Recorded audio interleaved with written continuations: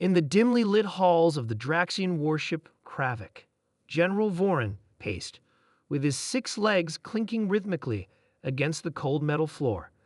The war against the humans was supposed to have been over months ago. They were a primitive species, after all, limited to one insignificant planet, relying on outdated technology and possessing fragile, squishy bodies. Yet here he was far from victorious, dealing with the aftermath of humanity's latest counterstrike. The Kravik's brig was silent except for the faint hum of the ship's energy core. Inside one of the cells sat a human child, no older than 8 by Earth years. Her name, as identified by the meager records, was Emily Carter. She sat cross-legged on the floor, clutching a small, ragged teddy bear. Her pale blue eyes stared straight ahead, unblinking and cold, as if weighing every moment, every flicker of light, and every vibration in the air. General Vorin entered the brig flanked by 2 of his towering guards. He loomed over the small girl, his mandibles clicking in irritation. The capture of this child had been an accident. A raiding party had taken her during a skirmish on one of Earth's remote colonies, mistaking her for a valuable bargaining chip. What could a human child possibly do to harm him? Vorin's deep, guttural voice filled the room. "Human, you are in my custody. Cooperate, and I may show you mercy. Where are the coordinates to the remaining human fleets?" Emily tilted her head, her expression unchanging. "I don't know," she said simply. Vorin let out a growl of frustration. "Do not toy with me, child. Your people have proven to be far more troublesome than I anticipated. I will not let this war drag on. Tell me where your leaders are hiding." Emily hugged her teddy bear tighter and looked up at him, her small voice laced with an unsettling calm. "You shouldn't have taken me." Vorin barked a laugh, his mandibles clicking in amusement. "Shouldn't have taken you. What are you going to do, little one? Glare at me to death?"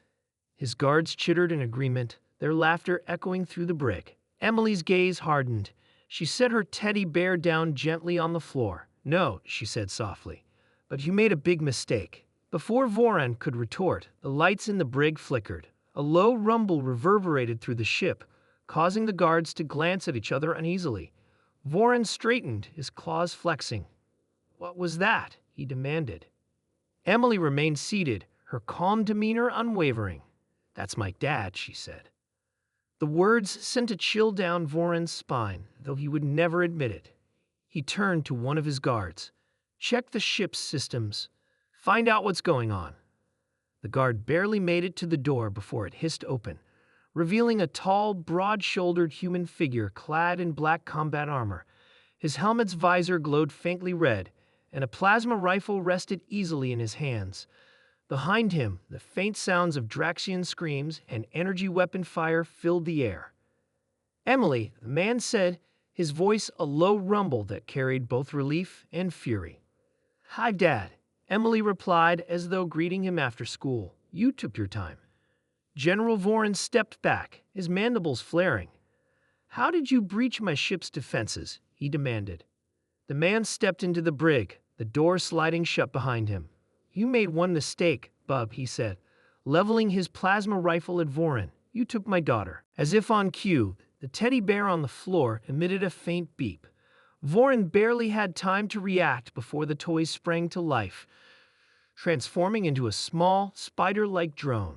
It scuttled toward one of the guards, emitting an electromagnetic pulse that sent him crashing to the floor, his weapons and armor short-circuiting. The second guard raised his weapon, but Emily's father was faster, a single shot from his rifle taking him down. The room fell silent again, save for the crackle of the guard's damaged armor. Vorin stared at Emily in disbelief. What are you?" he stammered. Emily stood, dusting off her dress. "I'm just a kid," she said with a shrug. "But my dad's the scariest human alive." Her father stepped closer to Vorin, the red glow of his visor reflecting off the general's carapace. "You have 2 choices," he said coldly. "Surrender, or I make you regret every decision that led you to this moment." Vorin's pride warred with his survival instincts.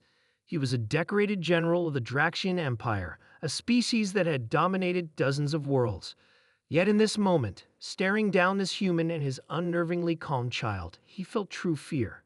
I surrender," he croaked, lowering his claws. Call off your forces. I'll do whatever you want." Emily's father didn't lower his weapon.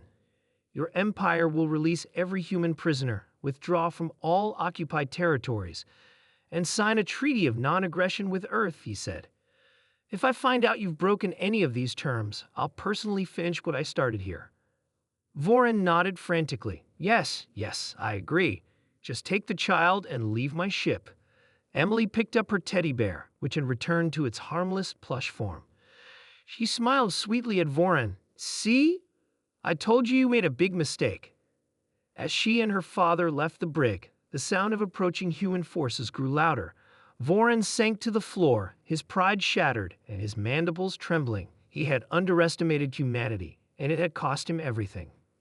For the first time in his life, General Vorin truly understood the meaning of mercy and the terrifying power of those who chose when to grant it.